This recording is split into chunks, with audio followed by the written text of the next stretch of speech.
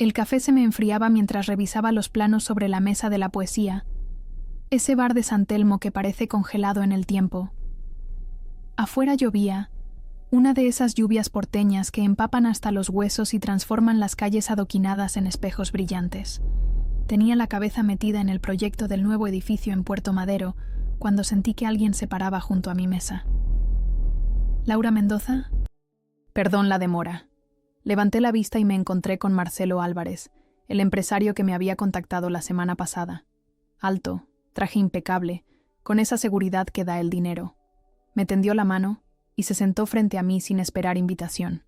No hay problema, recién llegué. Mentí. Llevaba casi una hora esperando, pero en esta profesión hay que saber tragar sapos.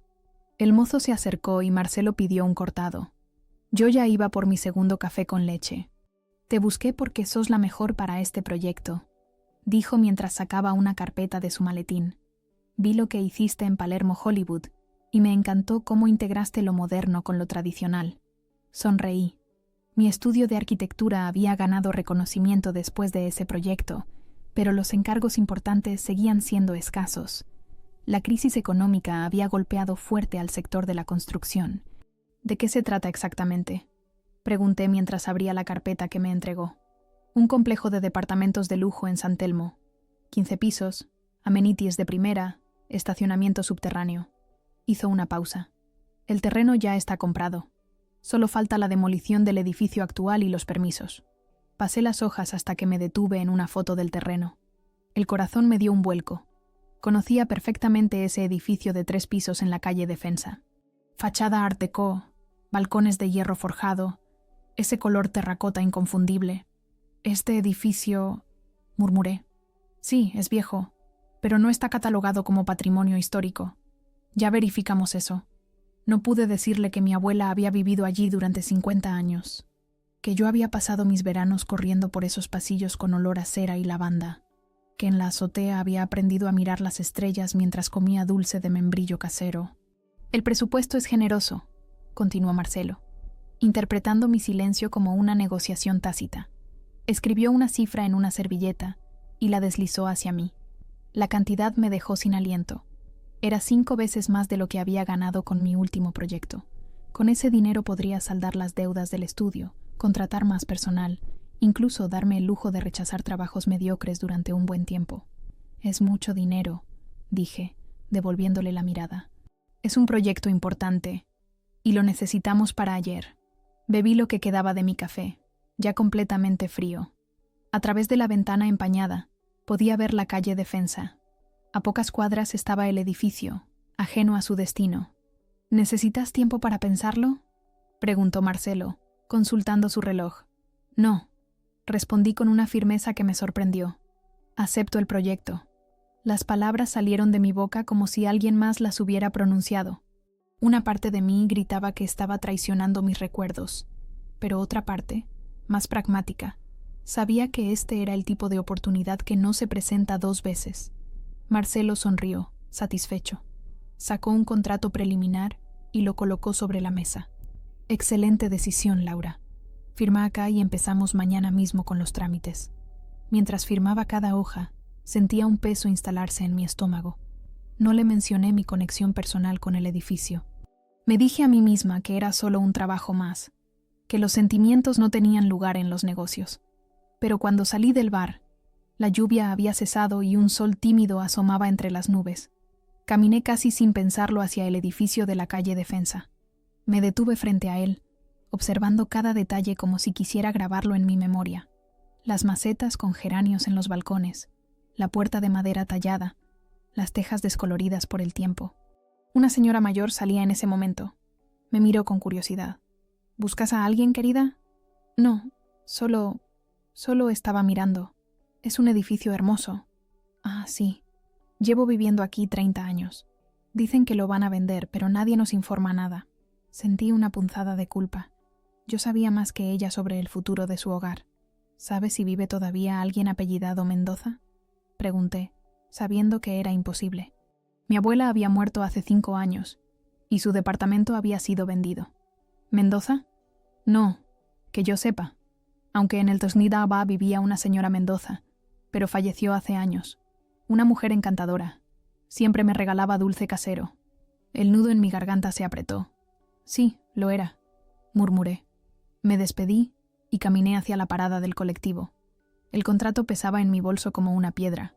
Había aceptado destruir el lugar donde habían nacido mis mejores recuerdos a cambio de un cheque con muchos ceros. Mientras el 29 avanzaba por la Avenida de Mayo, tomé mi celular y busqué el contacto de Carlos, mi socio. Tenía que contarle sobre el nuevo proyecto, pero mis dedos se resistían a marcar. En cambio, abrí el navegador y busqué Normativa Patrimonial Buenos Aires y cómo declarar un edificio patrimonio histórico. Quizás había otra solución. Quizás podía encontrar la manera de salvar el edificio sin renunciar al proyecto. O quizás estaba buscando excusas para calmar mi conciencia. Lo único que tenía claro era que el secreto que guardaba sobre la calle Defensa no me dejaría dormir esa noche. ¿Estás en pedo? ¿Querés rechazar el proyecto más grande que hemos tenido? Carlos daba vueltas por nuestro pequeño estudio en Palermo, pasándose las manos por el pelo con desesperación.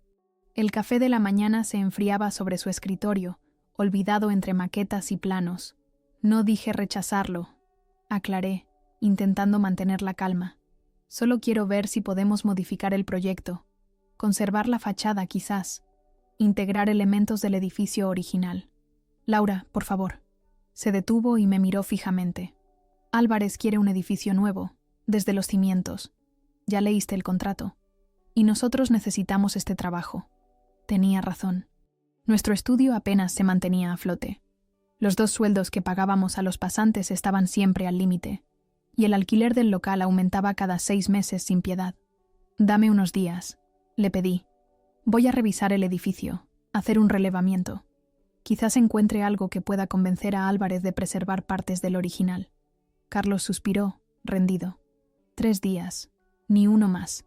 Si en 3 días no tenemos una propuesta viable, seguimos con el plan original. ¿Trato? Asentí, agradecida por ese pequeño margen. Esa misma tarde, volví a la calle Defensa con mi cuaderno de bocetos y una cámara. Necesitaba documentar cada rincón del edificio, pero más que eso, necesitaba entender qué era lo que realmente quería salvar. ¿El edificio en sí o los recuerdos que guardaba?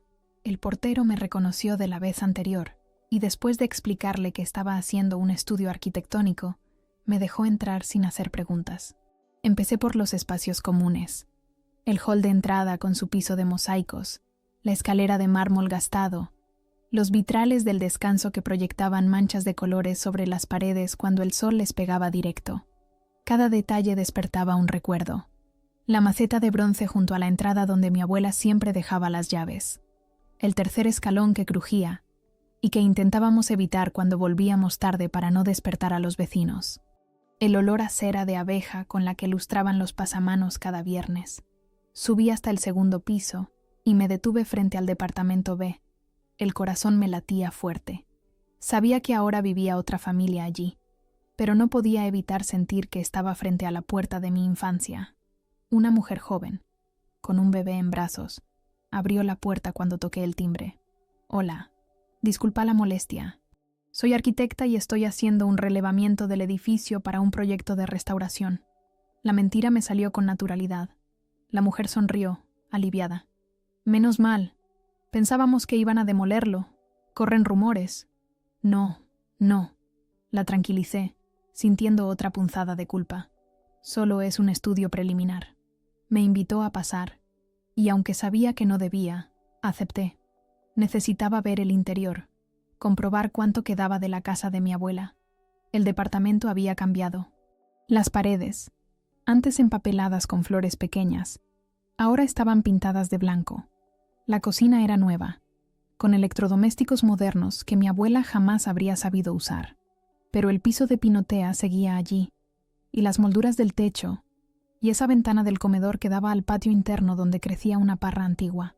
Es un edificio con mucha historia, comentó la mujer mientras mecía al bebé. La señora que vivía aquí antes dejó algunas cosas en el sótano. El administrador nos dijo que podíamos tirarlas, pero no nos animamos. ¿Cosas en el sótano?, pregunté, sintiendo que el pulso se me aceleraba. Sí, cajas con libros, algunos muebles. Si te interesa para tu estudio, Podés bajar a verlas. Tengo la llave del sótano.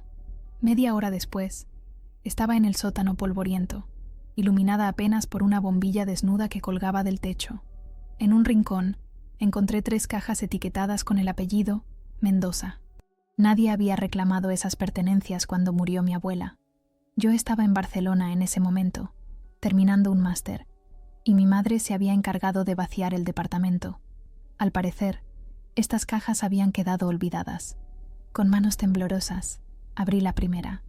Había álbumes de fotos, algunos libros de cocina con anotaciones en los márgenes, recortes de periódicos amarillentos.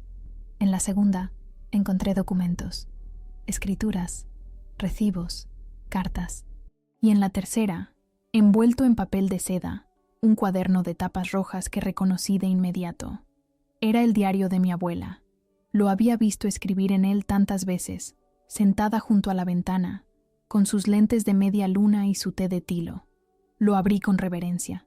Las páginas estaban llenas de su caligrafía elegante y precisa. Comencé a leer, sentada en el suelo polvoriento del sótano, y pronto me sumergí en sus palabras, olvidando por completo el motivo inicial de mi visita. Mi abuela había llegado a ese edificio en 1953, recién casada con mi abuelo.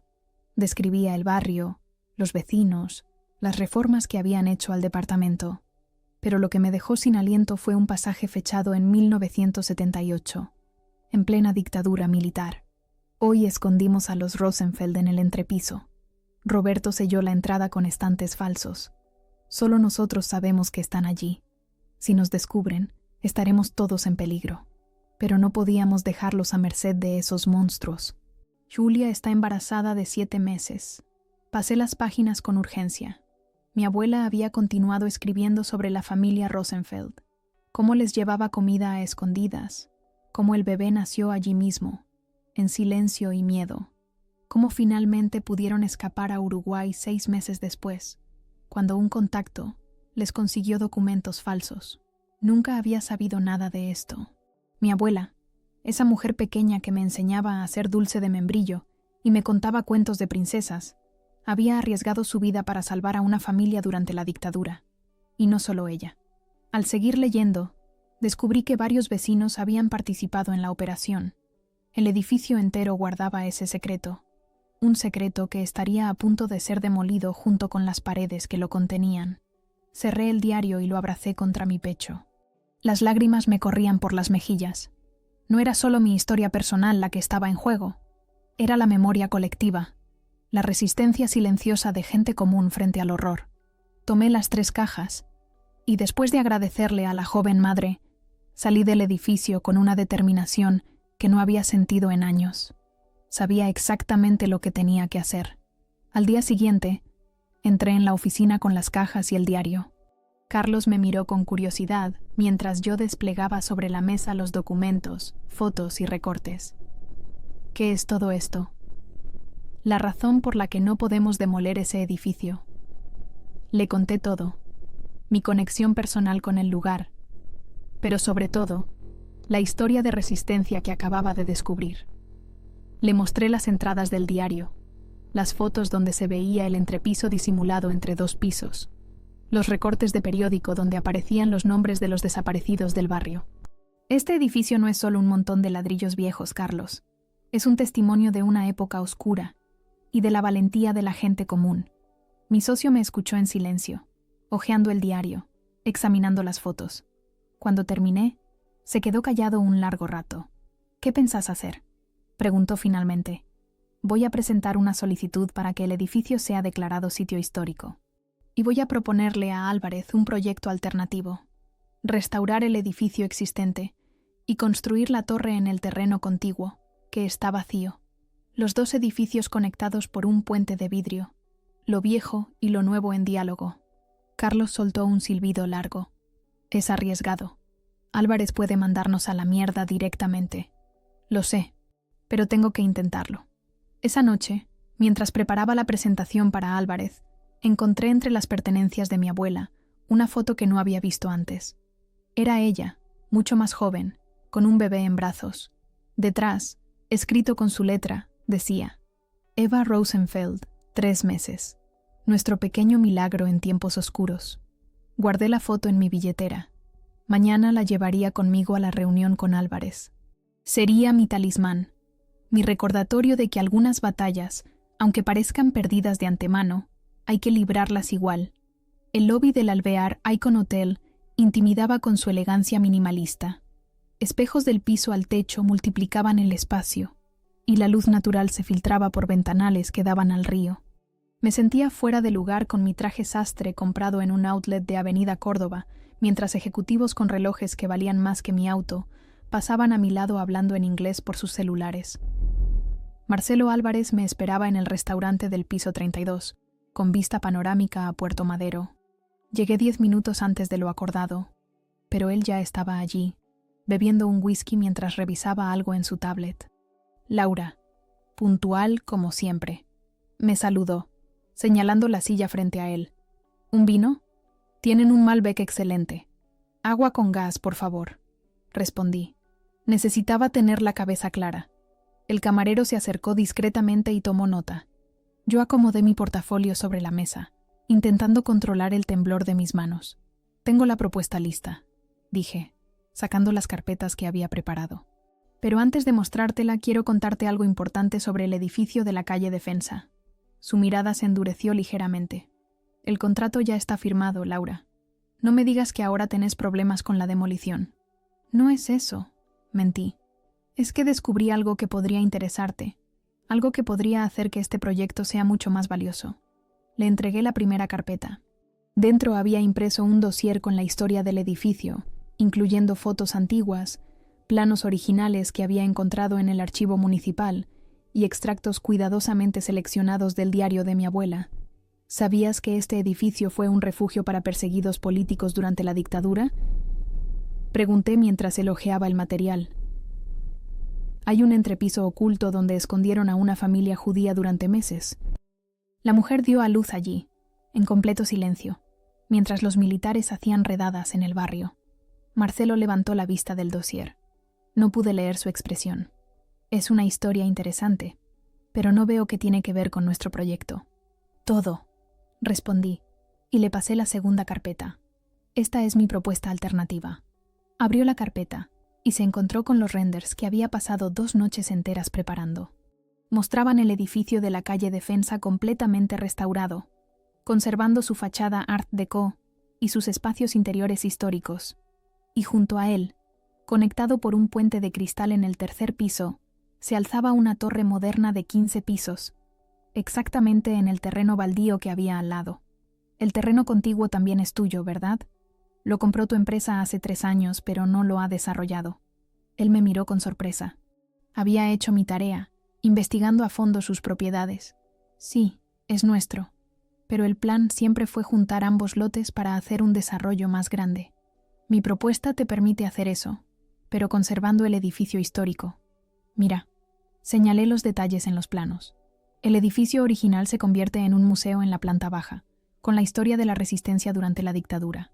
Los pisos superiores pueden ser lofts de lujo, espacios de coworking o un hotel boutique. Y la torre nueva tendría todos los departamentos y amenities que planeabas originalmente. ¿Y por qué haría yo algo así? La demolición ya está presupuestada. Era el momento que había estado temiendo. Respiré hondo y saqué mi última carta. Porque voy a presentar una solicitud para que el edificio sea declarado patrimonio histórico por su valor durante la dictadura militar. Y tengo pruebas suficientes para lograrlo. El rostro de Marcelo se tensó. Dejó los planos sobre la mesa y me miró fijamente. ¿Me estás amenazando? No, te estoy ofreciendo una oportunidad. Si el edificio es declarado patrimonio, no podrás tocarlo y tu inversión quedará congelada. Pero si adoptas mi propuesta, no solo podrás desarrollar el proyecto, sino que además ganarás prestigio.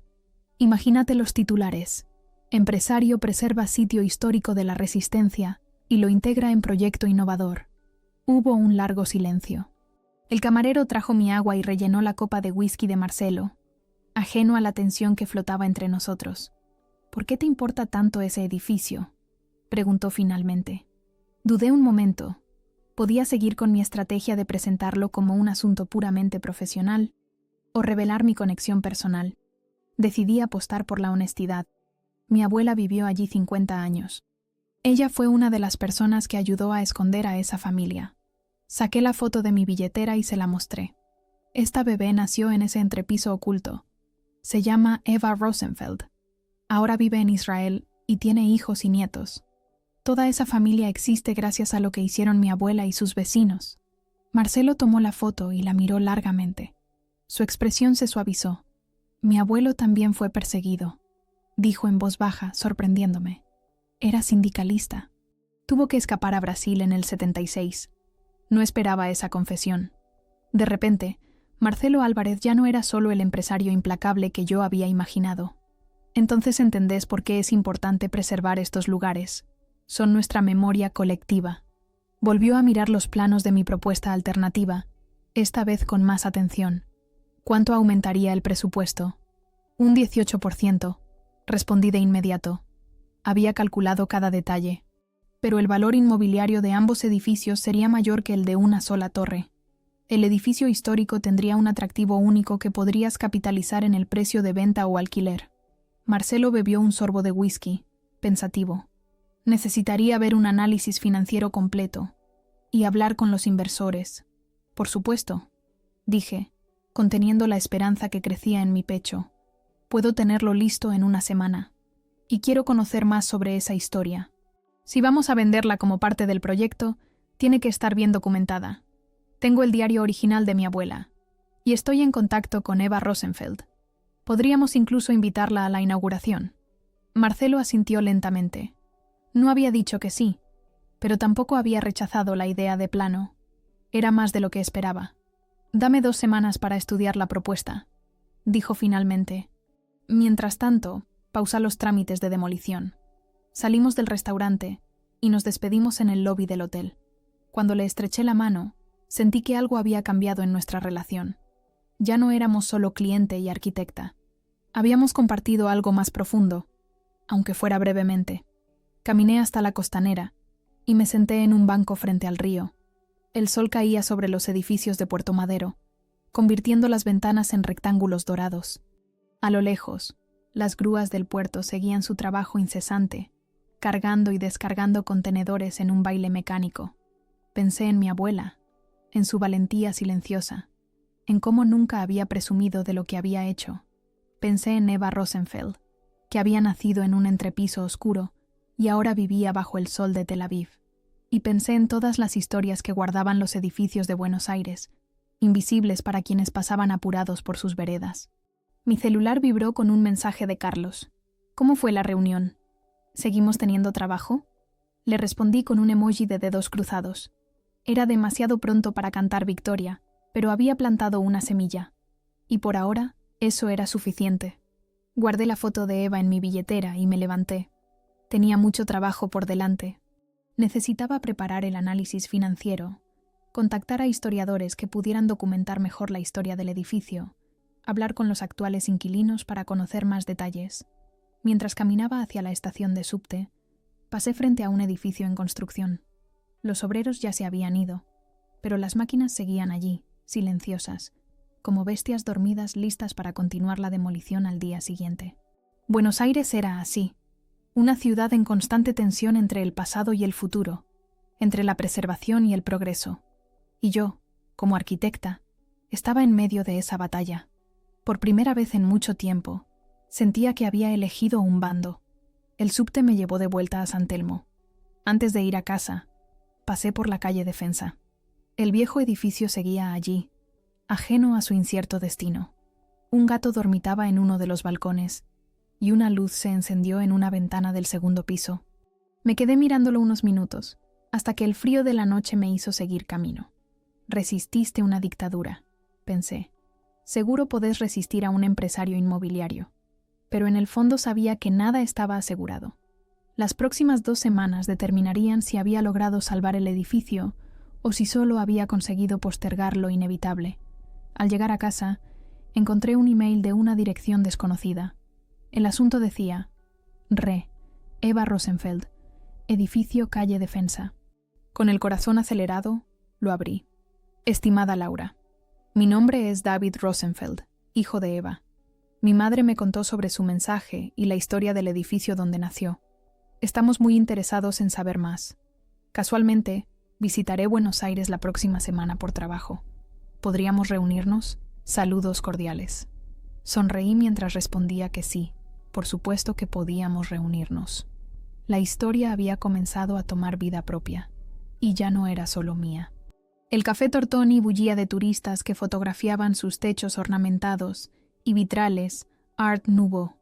Llegué media hora antes para asegurarme un rincón tranquilo. El mozo, con su chaleco negro y corbatín, me reconoció de otras visitas y me guió hasta una mesa apartada cerca de la sala de billar. ¿Espera a alguien, arquitecta?, preguntó mientras me servía un cortado. Sí, a un visitante del extranjero. No sabía bien cómo describir a David Rosenfeld. ¿Qué éramos? ¿Desconocidos unidos por una historia enterrada? Repasé los documentos que había traído.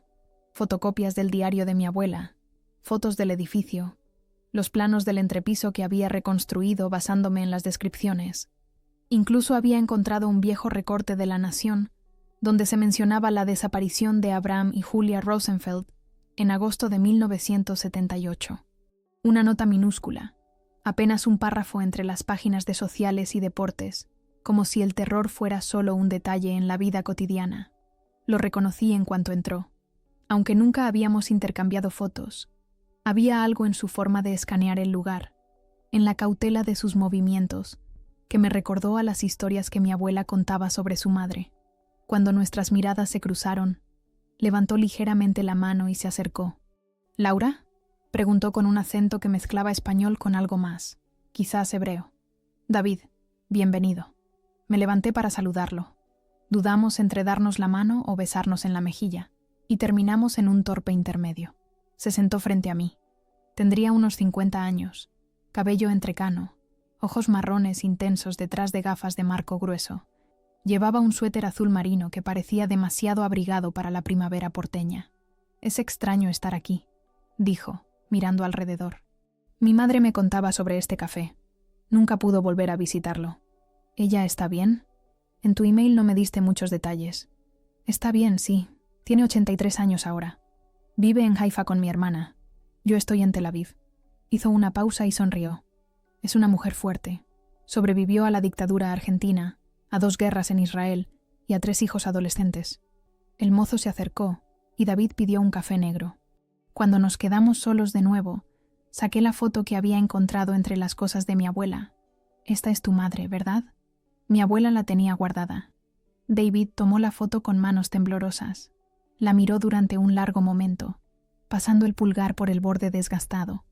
Increíble, murmuró. Tenemos copias de esta foto, pero no el original. Mi abuela la tomó con una cámara que había escondido entre sus pertenencias. Un Leica que mi abuelo había comprado en Alemania antes de emigrar a Argentina. ¿Sabías que naciste en ese entrepiso?, pregunté, aunque ya conocía la respuesta. Toda mi vida lo supe. Era la historia que me contaban antes de dormir, como quien cuenta un cuento de hadas, solo que este era real. Devolvió la foto. Mi madre siempre decía que no estaríamos vivos si no fuera por los vecinos de ese edificio. Le mostré los extractos del diario de mi abuela. David los leyó con atención, a veces asintiendo, otras veces conteniendo la emoción. Tu abuela escribió sobre mi nacimiento, dijo señalando una página. Dice que no lloré, que era como si supiera que debía mantenerme en silencio. Mi abuela decía que eras el bebé más callado que había conocido. Te llamaban el pequeño fantasma porque apenas hacías ruido. David sonrió. Mi madre también lo cuenta. Dice que me tapaban la boca con un pañuelo húmedo cuando parecía que iba a llorar, que vivían aterrorizados de que algún sonido los delatara. El mozo trajo su café y un platito con medialunas que no habíamos pedido. Cortesía de la casa, dijo antes de retirarse. Pasamos la siguiente hora compartiendo historias. David me contó cómo su familia había escapado finalmente a Montevideo con documentos falsos, para luego emigrar a Israel en 1980, cómo su padre nunca se recuperó del todo, atormentado por pesadillas hasta su muerte en 1995, cómo su madre se negaba a hablar español durante años, como si el idioma mismo estuviera contaminado por el terror. ¿Y tú?, pregunté. ¿Qué te trajo a Buenos Aires ahora? Trabajo para una ONG que documenta testimonios de sobrevivientes del Holocausto y otras persecuciones. Estamos haciendo un proyecto sobre judíos que escaparon de dictaduras latinoamericanas. Hizo una pausa. Pero tu email cambió mis planes. Ahora quiero conocer ese edificio. Ver dónde nací. Te llevaré mañana, si querés. Tengo acceso porque estoy haciendo un relevamiento arquitectónico. No le mencioné el proyecto de demolición ni mi propuesta alternativa. Sentía que primero necesitaba mostrarle el lugar, dejarlo conectar con su historia personal. Salimos del Tortoni cuando el sol comenzaba a ponerse. La avenida de Mayo se teñía de naranja, y las farolas Art Nouveau se encendían una tras otra. «Es extraño», dijo David mientras caminábamos hacia la parada del colectivo. «Esta ciudad debería sentirse como un lugar de trauma para mí, pero hay algo en ella que me resulta familiar. Quizás porque tu madre te contó tantas historias. Quizás». Se detuvo y miró hacia la cúpula del Congreso que se recortaba al final de la avenida. «¿Sabes? En Israel siempre me sentí como un inmigrante, aunque nací allí oficialmente. Mis padres cambiaron mi fecha de nacimiento en los documentos. Legalmente, nací en Tel Aviv en 1979, no en un entrepiso oscuro en Buenos Aires en 1978. Nos despedimos con la promesa de encontrarnos al día siguiente frente al edificio de la calle Defensa. Mientras volvía a casa en subte, pensaba en cómo las vidas pueden bifurcarse por decisiones tomadas bajo presión. Si mi abuela y los otros vecinos no hubieran ayudado a los Rosenfeld, David no existiría. Sus hijos tampoco. Toda una rama del árbol genealógico habría sido podada por la violencia de Estado. Esa noche recibí un email de Marcelo Álvarez. Habían revisado mi propuesta preliminar y querían una presentación formal para la semana siguiente. Los inversores estarían presentes. El mensaje terminaba con una advertencia velada. «Espero que tu investigación histórica sea tan sólida como tus diseños arquitectónicos. Nuestros inversores no aprecian los proyectos basados en anécdotas». Le respondí confirmando la fecha de presentación. Luego agregué: «La historia del edificio está documentada, y mañana conoceré al hombre que nació allí durante la dictadura. Si les interesa, podría participar en la presentación». Su respuesta llegó casi de inmediato: «Interesante. Manténme informado». Al día siguiente encontré a David esperándome frente al edificio de la calle Defensa. Llevaba la misma ropa del día anterior y una pequeña cámara colgada al cuello. Parecía nervioso, cambiando el peso de un pie a otro, mirando constantemente hacia la fachada Art Deco. «¿Estás bien?», pregunté mientras abría la puerta principal. «Es más pequeño de lo que imaginaba», respondió. «En las historias de mi madre, este lugar era enorme, como un laberinto. Para un bebé que pasó sus primeros meses escondido, supongo que cualquier lugar parecería inmenso». Entramos al hall con sus mosaicos originales. David se detuvo a tocar una de las columnas de mármol, como si quisiera absorber su historia a través de los dedos. Mi madre decía que había una maceta grande junto a la entrada, donde los vecinos dejaban mensajes ocultos. Sí, era de mi abuela.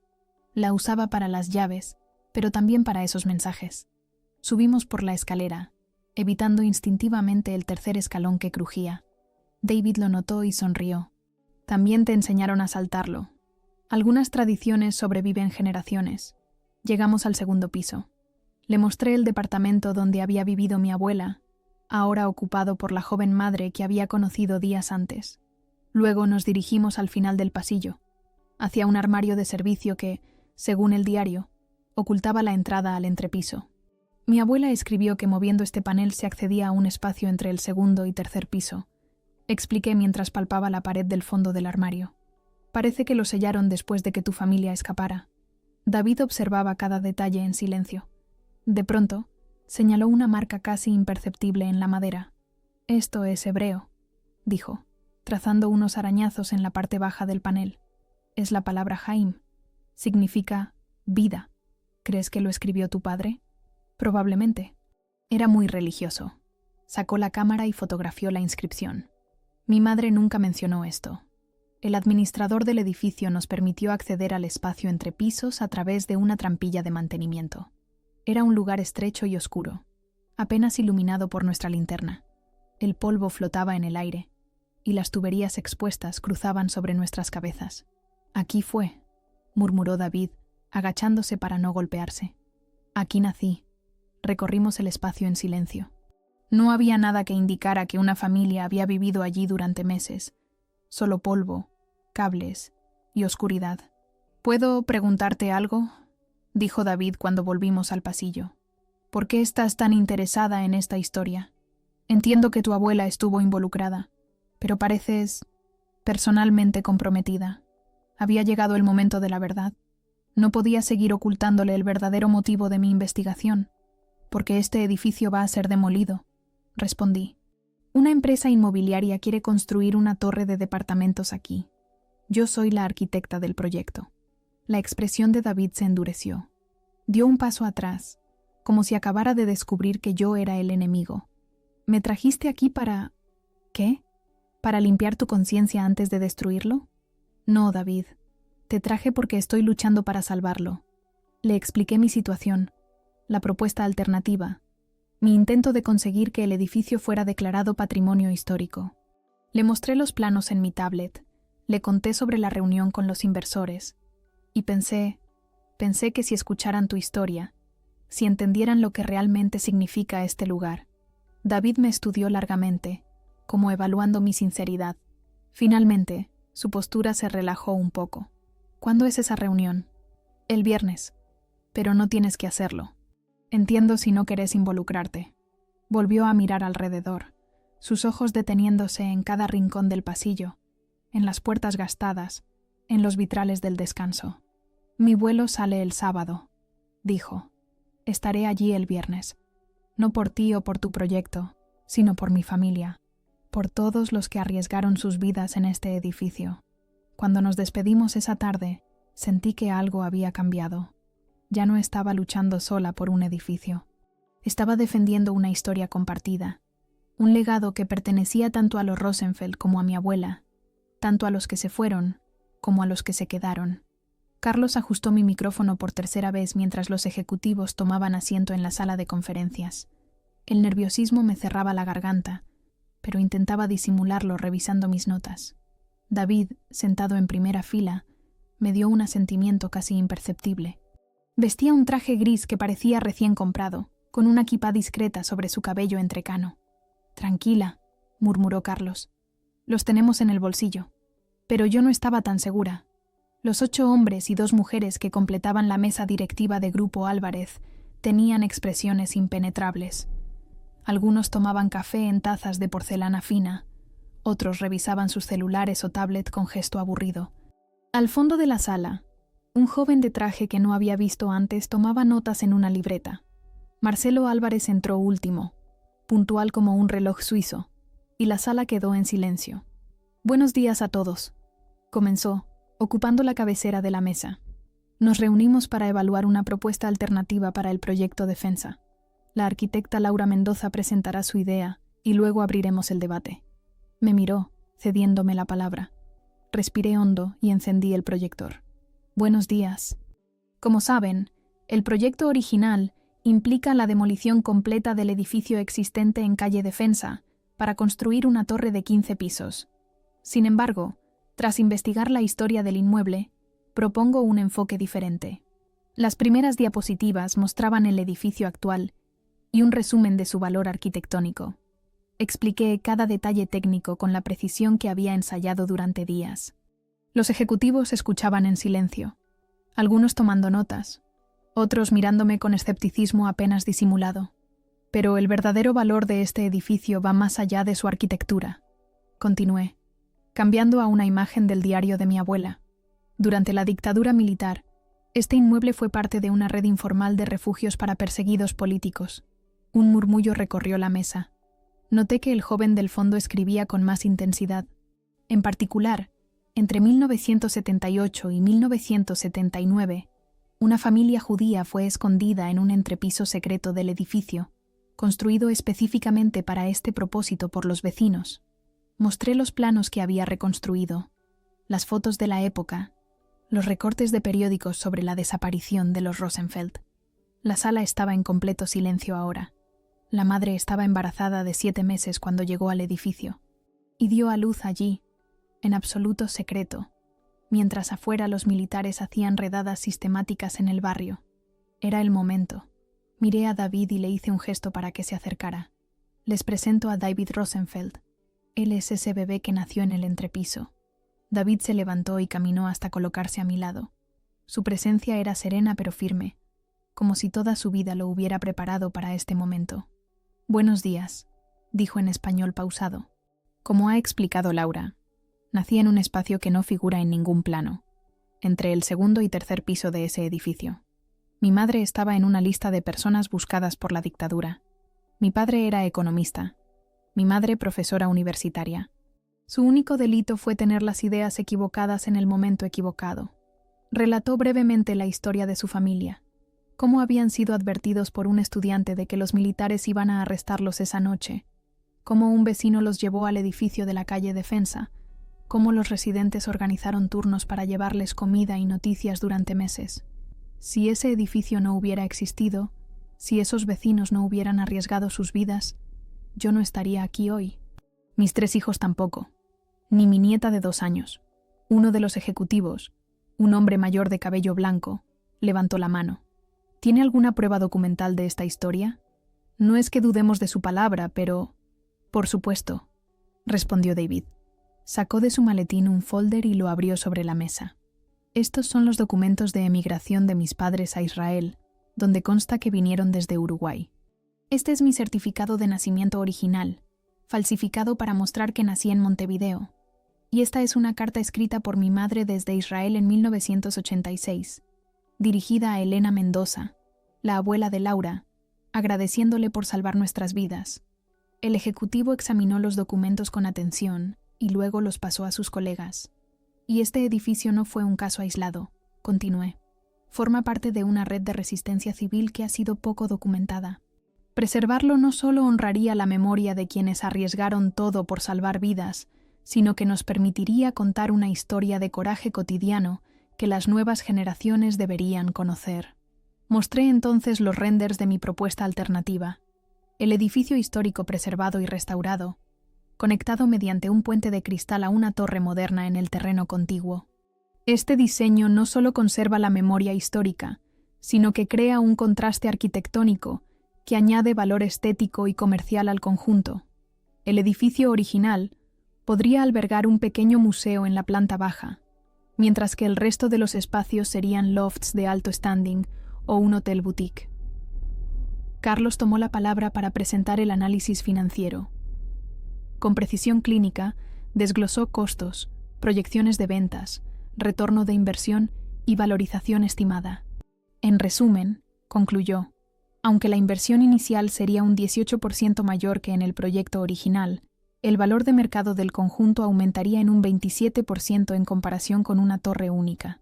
Además, el componente histórico permitiría acceder a beneficios fiscales por preservación patrimonial.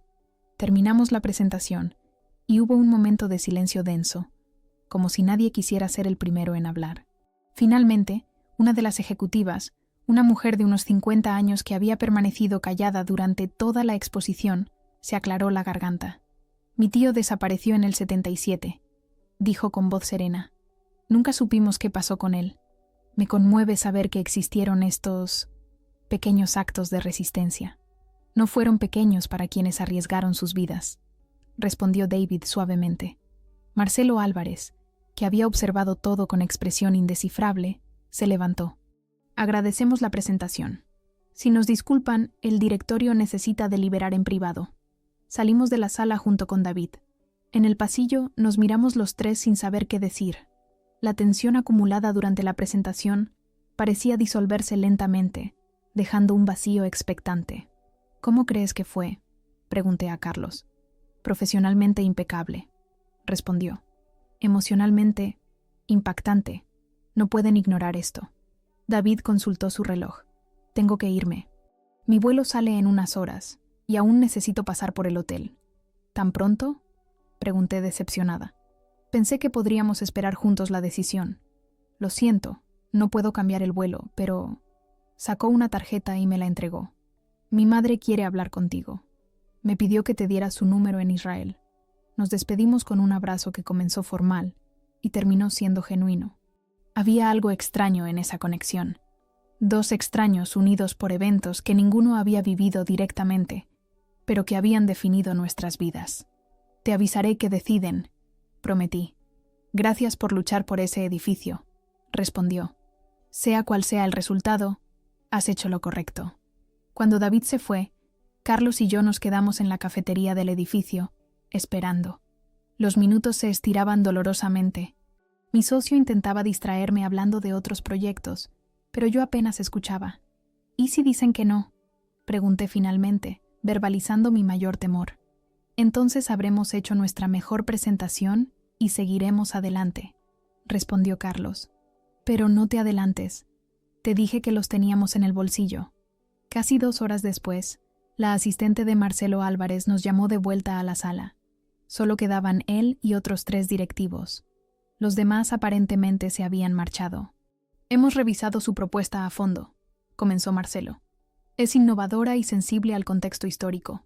Sin embargo, mi corazón se hundió con ese «sin embargo». Ya sabía lo que vendría a continuación. Elogios educados seguidos de un rechazo amable pero firme. Necesitamos algunas garantías adicionales antes de proceder. Levanté la vista, sorprendida. No era un no rotundo. Primero, queremos verificación independiente de la historia del edificio. Si vamos a promocionar este aspecto, debe estar completamente documentado. Por supuesto, respondí. Puedo contactar con historiadores especializados en el periodo. Segundo, necesitamos un compromiso formal de las autoridades de que el edificio no será declarado monumento histórico después de que hayamos iniciado el proyecto. No queremos sorpresas que limiten nuestras opciones de desarrollo. Eso era más complicado. Las gestiones para la declaración patrimonial ya estaban en marcha, impulsadas por mí misma. Tendría que frenarlas, al menos temporalmente. Y tercero, continuó Marcelo, queremos que ustedes asuman cualquier sobrecosto que pueda surgir durante la restauración del edificio antiguo. Sabemos que estas estructuras suelen esconder sorpresas desagradables. Carlos y yo intercambiamos miradas. Era un riesgo considerable para un estudio pequeño como el nuestro. Necesitamos tiempo para considerar estas condiciones, dijo Carlos prudentemente. Tienen 1 semana, respondió Marcelo. Si aceptan, procederemos con la propuesta alternativa. Si no, continuaremos con el plan original de demolición. Salimos del edificio en silencio, procesando lo ocurrido. El atardecer teñía el cielo de rosa y naranja, y las luces de la ciudad comenzaban a encenderse. Carlos me ofreció llevarme en su auto, pero preferí caminar. Necesitaba pensar. Es una victoria parcial, dijo antes de despedirnos. No nos cerraron la puerta, pero tampoco la abrieron del todo, respondí. Caminé hacia San Telmo casi sin darme cuenta. Mis pies me llevaron automáticamente a la calle Defensa. El edificio seguía allí, ajeno a las deliberaciones sobre su destino. Una pareja de turistas le sacaba fotos, probablemente atraídos por su fachada Art Deco. Para ellos era solo una postal bonita, no un sitio de memoria, no un refugio. Mi celular vibró. Era un mensaje de un número internacional. Lo abrí. Hola, Laura. Soy Eva Rosenfeld. David me contó sobre tu proyecto. Quiero agradecerte por intentar salvar el lugar donde nací. Mi hijo dice que eres una luchadora, como tu abuela. Me senté en un banco de la plaza frente al edificio, con lágrimas silenciosas corriendo por mis mejillas. No sabía si lloraba de emoción por el mensaje, de frustración por las condiciones impuestas, o simplemente de agotamiento después de semanas de tensión. 1 semana para decidir. 1 semana para sopesar riesgos profesionales contra responsabilidades morales. 1 semana para determinar si pondría en juego el futuro de mi estudio por un edificio que significaba tanto para mí como para personas que acababa de conocer. El sol terminó de ocultarse y las farolas de la calle se encendieron, proyectando sombras alargadas sobre la fachada terracota. En ese momento tomé mi decisión, aunque aún no sabía exactamente cómo la implementaría. Pero como había dicho David, algunas cosas son simplemente lo correcto, independientemente del resultado. Esto es una locura, dijo Carlos, dejando caer el papel sobre su escritorio. No podemos arriesgarnos a asumir todos los sobrecostos. Podría hundirnos. La oficina estaba iluminada solo por la luz de nuestras computadoras. Afuera ya había oscurecido, pero seguíamos discutiendo los términos propuestos por Grupo Álvarez. Llevábamos así 3 días, valorando opciones, calculando riesgos, explorando alternativas. Lo sé, respondí, frotándome los ojos cansados. Pero tampoco puedo dejar que lo demuelan sin más. Laura, entiendo lo que significa para vos, de verdad, pero somos un estudio pequeño, no una ONG. No podemos permitirnos ser héroes. Carlos tenía razón desde una perspectiva puramente profesional. Las condiciones impuestas por Álvarez eran leoninas. Si durante la restauración aparecían problemas estructurales graves, algo común en edificios antiguos, los costos podrían multiplicarse exponencialmente, y todo recaería sobre nosotros. ¿Y si buscamos inversores externos?, sugerí. ¿Alguna fundación interesada en preservar sitios históricos de la resistencia durante la dictadura? ¿En 5 días? Imposible. Esas gestiones llevan meses. Miré por la ventana. Desde nuestro piso en Palermo se veían las luces de la ciudad, extendiéndose hasta donde alcanzaba la vista. Tantos edificios, tantas historias. ¿Por qué me obsesionaba tanto con salvar precisamente este? No es solo por mi abuela, dije, como respondiendo a la pregunta no formulada de Carlos. Es porque cada vez conservamos menos nuestra memoria. Porque parece que estamos condenados a construir sobre nuestras cicatrices como si nunca hubieran existido. Mi socio se levantó y se sirvió un vaso de agua. Lo conocía lo suficiente para saber que estaba buscando las palabras adecuadas. Hay otras formas de preservar la memoria, dijo finalmente. Podríamos documentar exhaustivamente el edificio antes de la demolición. Hacer un sitio web, un libro, incluso proponer una placa conmemorativa en el nuevo edificio. No es lo mismo. No es lo mismo, pero es realista. Esa noche, al volver a casa, no podía dejar de pensar en nuestra conversación. Carlos no estaba equivocado. Mis motivaciones personales me estaban llevando a tomar decisiones empresariales arriesgadas. ¿Tenía derecho a poner en peligro nuestro estudio, el sustento de nuestros empleados, por una causa personal? Mi celular sonó. Era un número que no reconocí. ¿Hola? ¿Laura Mendoza? Una voz masculina, joven, con acento porteño cerrado. Sí, soy yo. Mi nombre es Joaquín Vidal. Soy periodista de Página 12.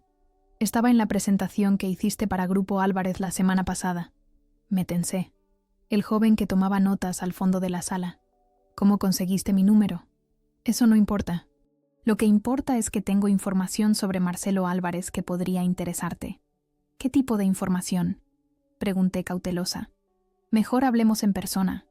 ¿Conoces el bar Notable en Almagro? Acordamos vernos allí en 1 hora. Mientras me preparaba, consideré llamar a Carlos, pero decidí no hacerlo. Mi socio estaba cansado de este asunto y yo necesitaba mantener la mente abierta. El Notable era uno de esos bares tradicionales de Buenos Aires que resistían el paso del tiempo. Mesas de madera oscura, sillas vienesas, paredes cubiertas de fotos antiguas. Joaquín ya estaba allí cuando llegué, sentado en un rincón con una cerveza a medio terminar. «Gracias por venir», dijo mientras me sentaba frente a él. Era más joven de lo que había imaginado. Quizás no llegaba a los 30. Vestía una camisa arrugada y tenía el pelo oscuro peinado hacia atrás con descuido. «¿Qué información tenés sobre Álvarez?», pregunté directamente. Joaquín miró alrededor para asegurarse de que nadie nos escuchaba. «Estoy investigando a Grupo Álvarez desde hace meses, específicamente sus conexiones con la dictadura militar». Sentí un escalofrío. ¿Qué tipo de conexiones? El padre de Marcelo, Ernesto Álvarez, fue uno de los empresarios que más se benefició durante la dictadura. Compró propiedades a precios irrisorios. Propiedades que habían pertenecido a desaparecidos. Eso fue hace más de 40 años, dije. ¿Qué tiene que ver con Marcelo? Él continuó el legado familiar. Muchos de los terrenos donde construye hoy tienen origen dudoso. Y específicamente, sacó su celular y me mostró un documento escaneado. El terreno contiguo al edificio de la calle Defensa, donde propusiste construir la Torre Nueva, perteneció a una familia apellidada Goldman. Desaparecieron en el 77. Miré el documento con incredulidad. Era una escritura a nombre de Ernesto Álvarez, fechada en 1979. ¿Estás seguro de esto? Completamente. Tengo más documentación, testimonios. Estoy preparando una investigación grande. Guardó el celular. Cuando te vi en esa reunión, hablando de preservar la memoria de la resistencia durante la dictadura, supe que debía contactarte. ¿Por qué? ¿Qué querés de mí? Nada, realmente. Solo pensé que deberías saber con quién estás haciendo negocios. Y quizás podrías ayudarme a entender por qué Álvarez está tan interesado en ese edificio en particular. La respuesta era obvia. Ubicación prime en San Telmo, barrio en plena revalorización, terreno grande. Pero algo en la mirada de Joaquín me hizo dudar. ¿Crees que hay algo más? No lo sé.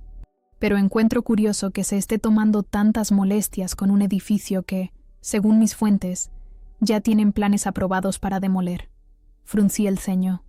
¿Qué fuentes? Tengo contactos en la municipalidad. La demolición ya está autorizada. Solo esperan a que los actuales inquilinos desalojen, lo que ocurrirá en aproximadamente un mes, cuando venzan los contratos de alquiler. Esto no tenía sentido. ¿Por qué Marcelo me había dado una semana para decidir si ya tenía todo listo para proceder con el plan original? ¿Por qué me contás todo esto?, pregunté. Joaquín se encogió de hombros. Porque creo que estás haciendo lo correcto. Y porque odio ver cómo la gente como Álvarez sigue beneficiándose de la impunidad. Después de nuestra reunión, caminé sin rumbo por la ciudad, intentando ordenar mis pensamientos. Si lo que Joaquín decía era cierto, Marcelo nunca había considerado seriamente mi propuesta alternativa. Solo estaba ganando tiempo, quizás evaluando si valía la pena el riesgo de mala publicidad, si la historia del edificio salía a la luz. Decidí hacer mi propia investigación. Al día siguiente, usando contactos de un proyecto anterior, conseguí acceso a los registros de propiedad. Lo que encontré confirmó lo dicho por Joaquín. El terreno contiguo al edificio había pertenecido a una familia Goldman y fue adquirido por Ernesto Álvarez en 1979 por una suma ridículamente baja. También descubrí algo más. El propio edificio de la calle Defensa había sido comprado por Grupo Álvarez apenas 2 años atrás, a través de una sociedad pantalla. Los inquilinos actuales no lo sabían. Sus contratos seguían a nombre del anterior propietario. Cuando le conté a Carlos, su reacción me sorprendió. «Tenemos que retirarnos de este proyecto», dijo con firmeza. «No quiero que nuestro estudio esté asociado con este tipo de operaciones. Pero si nos retiramos, demolerán el edificio igualmente. Laura, esto ya va más allá de salvar un edificio. Estamos hablando de complicidad con gente que se benefició del terrorismo de Estado, gente que sigue beneficiándose de la impunidad». Tenía razón, por supuesto. Pero retirarme significaba renunciar a cualquier posibilidad de salvar el edificio. Y no estaba lista para eso. «Dame 2 días más», pedí. «Tengo una idea». Esa tarde contacté a Eva Rosenfeld en Israel. La conversación fue emotiva. Su español conservaba el acento porteño, a pesar de las décadas lejos de Argentina. Me contó más detalles sobre su vida en el edificio, sobre los vecinos que los habían protegido, sobre cómo el portero les avisaba cuando había controles militares en la zona. «¿Estarías dispuesta a contar tu historia públicamente?», le pregunté. «¿A hacer una declaración grabada?». «Por supuesto», respondió sin dudar. «Es lo mínimo que puedo hacer por quienes arriesgaron sus vidas por nosotros». Luego llamé a Joaquín. «¿Cuándo publicarás tu investigación sobre Álvarez?». «En unas semanas. Aún estoy recopilando documentación. ¿Podrías adelantarla? ¿Publicar al menos una parte en los próximos días?». Hubo un silencio al otro lado de la línea. «Podría, pero ¿por qué?». «Porque tengo menos de 4 días para evitar la demolición de un edificio que fue refugio durante la dictadura. Y creo que tu artículo podría ayudar». Le expliqué mi plan. Joaquín escuchó atentamente y luego, para mi sorpresa, aceptó. «Es arriesgado», advirtió. «Álvarez tiene mucho poder e influencia». «Lo sé, pero a veces hay que apostar todo». Los siguientes 2 días fueron una vorágine de actividad. Coordiné con David para que su madre, Eva, grabara un testimonio detallado sobre su tiempo en el edificio. Contacté a historiadores especializados en la dictadura, quienes confirmaron que habían existido redes informales de refugios para perseguidos. Busqué en los archivos desclasificados cualquier referencia a los Rosenfeld o a los Goldman. Y sobre todo, movilicé a los actuales inquilinos del edificio. Les conté la verdadera historia del lugar donde vivían. Les mostré el diario de mi abuela, los documentos que había encontrado. Muchos se sorprendieron. Algunos se emocionaron.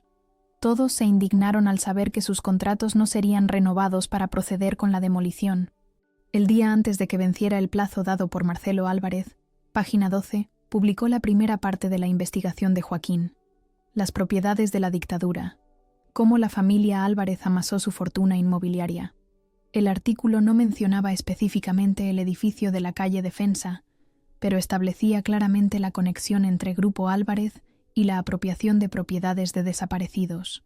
Esa mañana, mientras tomaba café en La Poesía, el mismo lugar donde todo había comenzado, recibí una llamada de Marcelo. ¿Podemos vernos hoy?, preguntó, su voz tensa. Ha surgido un asunto urgente. Claro, respondí con fingida ingenuidad. ¿En tu oficina? No, prefiero un lugar más discreto. ¿Conoces el Petit Colón? 2 horas después, estábamos sentados en el histórico café frente al Teatro Colón. Marcelo parecía haber envejecido años en pocos días. Las ojeras marcaban su rostro, y su habitual compostura había dado paso a un nerviosismo mal disimulado. «Supongo que has visto el artículo», dijo sin preámbulos. «Sí, muy interesante. Es un ataque personal, lleno de inexactitudes. Nuestros abogados ya están preparando una demanda por difamación. ¿Inexactitudes o verdades incómodas?» Marcelo me miró con dureza. «No esperaba este tipo de juego sucio de tu parte, Laura». ¿Juego sucio? Solo estoy defendiendo un edificio con valor histórico. Un edificio que, según descubrí, ya tienes autorización para demoler, aunque me diste una semana para decidir sobre tu supuesta oferta. Su rostro se tensó aún más. Las cosas no son tan simples. Nunca lo son. Como el hecho de que el terreno contiguo perteneció a una familia desaparecida, o que compraste el edificio a través de una sociedad pantalla para que los inquilinos no supieran quién era realmente su casero. Marcelo se inclinó hacia adelante. ¿Qué querés exactamente? Lo mismo que quería desde el principio, preservar el edificio, pero ahora con términos diferentes. Saqué una carpeta y se la entregué. Aquí está mi nueva propuesta. La abrió con recelo. Dentro había un acuerdo preliminar, donde Grupo Álvarez cedía el edificio de la calle Defensa a una fundación sin fines de lucro que se crearía específicamente para preservarlo como sitio de memoria. A cambio, la fundación renunciaría a cualquier reclamo sobre el terreno contiguo donde Álvarez podría construir su torre. «Esto es absurdo», dijo, cerrando la carpeta. «¿Por qué aceptaríamos algo así? Porque la alternativa es peor». Mañana, Página 12 publicará la segunda parte de su investigación, centrada específicamente en el edificio de la calle Defensa. Incluirá el testimonio de Eva Rosenfeld, la mujer que dio a luz allí mientras se escondía de los militares. Y mencionará que estás planeando demoler ese sitio histórico.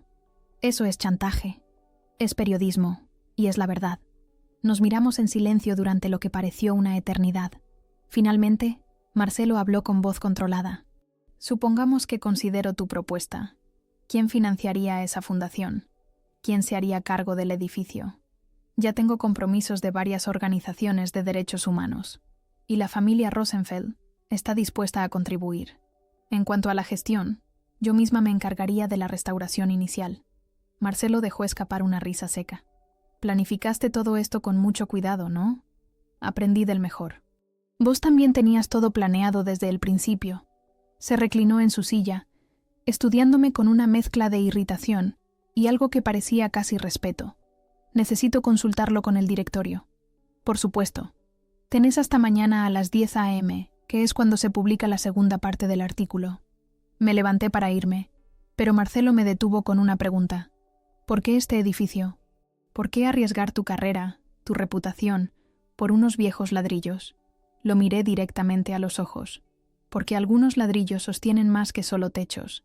Sostienen memorias, verdades, lecciones que no podemos permitirnos olvidar». La respuesta llegó esa misma noche.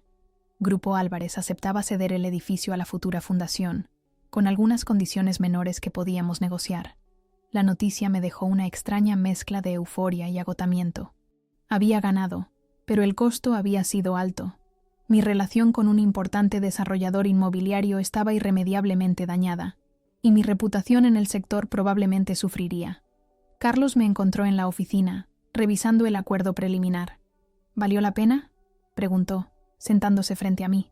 «Pregúntamelo en unos años», respondí con una sonrisa cansada. «¿Qué hacemos ahora? Ahora viene lo difícil, cumplir nuestra parte. Crear la fundación, restaurar el edificio, convertirlo en un sitio de memoria que honre a quienes resistieron en silencio. Mi socio asintió. No será fácil ni barato. Nada que valga la pena lo es. 6 meses después, me encontraba en el hall restaurado del edificio de la calle Defensa. Los mosaicos originales brillaban bajo la luz que se filtraba por los vitrales limpios. El aroma a madera recién barnizada se mezclaba con el de las flores frescas que decoraban la entrada. Era el día de la inauguración oficial del sitio de memoria Resistencia Civil. Eva Rosenfeld había viajado desde Israel para el evento, acompañada por David y su familia. Medios de todo el país, e incluso algunos internacionales, cubrían la apertura. Mientras esperábamos a que llegaran las autoridades para el corte de cinta, Eva se acercó a mí y tomó mis manos entre las suyas. A sus 84 años, su mirada seguía siendo intensa y clara. «Tu abuela estaría orgullosa», dijo. Ella entendía que a veces las batallas más importantes son las que parecen pequeñas, las que se libran en espacios cotidianos. Miré alrededor, a las paredes que habían protegido vidas, a los pasillos por donde vecinos comunes habían transitado llevando comida y esperanza a quienes se escondían. Pensé en todos los edificios que habían sido demolidos, todas las historias perdidas, todos los silencios que nunca se rompieron. No es solo un edificio, respondí. Es un recordatorio de que incluso en los momentos más oscuros, siempre hay gente dispuesta a abrir puertas cuando otros las cierran. Eva asintió y miró hacia la entrada, donde una placa de bronce recién instalada llevaba los nombres de todos los vecinos que habían participado en la red de protección. Entre ellos, destacaba el de mi abuela, Elena Mendoza. «Algunos lugares nos definen», dijo Eva suavemente. «Y a veces, nosotros definimos a los lugares». Afuera, la ciudad seguía su ritmo imparable. A pocas cuadras, las máquinas ya excavaban los cimientos para la nueva torre de Grupo Álvarez. El pasado y el futuro conviviendo, no siempre en armonía, pero al menos esta vez, sin borrarse mutuamente.